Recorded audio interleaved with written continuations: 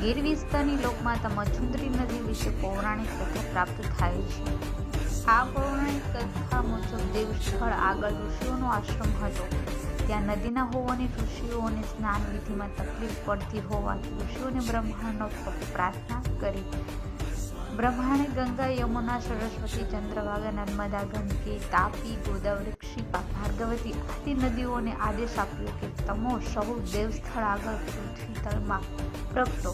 તમામ નદીઓને આદેશ મસ્તકે ચડાવ્યો. ઋષિઓને તેમને મંડળમાં જેલી થઈ દેવદાર વનમાં છોડતા નદી ઋષિઓના આગ્રહથી નિર્માણ થઈને ઋષિઓને પ્રસન્ન કર્યો, માટે તે ઋષિઓ નદી કહેવાતી.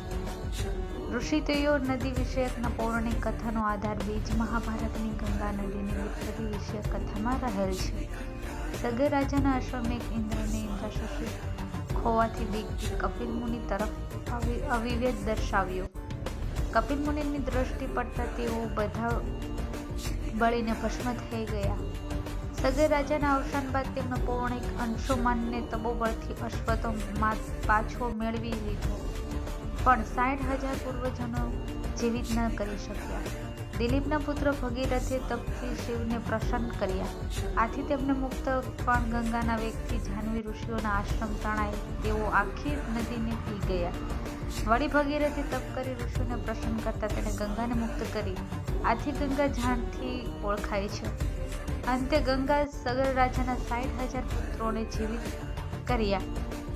આમ ભગીરથ તપસ્યા ફળી. ભગીરથના તપોબળથી ગંગાનું સ્વર્ગમાં અવતરણ થયું.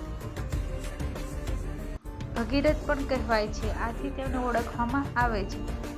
પુરાણ કાળે આ કથાના આધાર બીજ તરીકે ઋષિઓની કથાનું સર્જન થયું. ગંગા પેઠે તેમનું પણ અવતરણ. ભારતની પ્રમુખ સરિતાનો સમૂહ પ્રમાણે ઋષિતનું કંડમંડળ છે. બ્રહ્માંડ પોતાનું કમંડળ ગંગાને મુક્ત કરેલી તે જ રીતે ઋષિઓને આ નદીને મુક્ત કરી છે. ગંગાનું મહાત્મક રીતે આ નદીને પણ અપાયું છે. આ પૌરાણિક કથા આજે લોકોને સંપૂર્ણ રીતે બદલી નાખી છે. લોકમાતા પ્રચલિત દંતકથા મુજબ તે જ્યાંની મચુંદરી નદી નીકળે છે ત્યાં સાંપ્રદાયિક સ્થાન મત્સ્યદેવનાથનો આશ્રમ હતો. મત્સ્યદેવનાથે આ નદીને ઉત્પન્ન કરેલી એક ડુંગર મચુંદરી નદી જે આજે મચુંદરી નદીથી ઓળખાય છે. આ મત્સ્યદેવનાથની સમૃદ્ધિ આ નદીને સમૃદ્ધિ કહેવાય છે.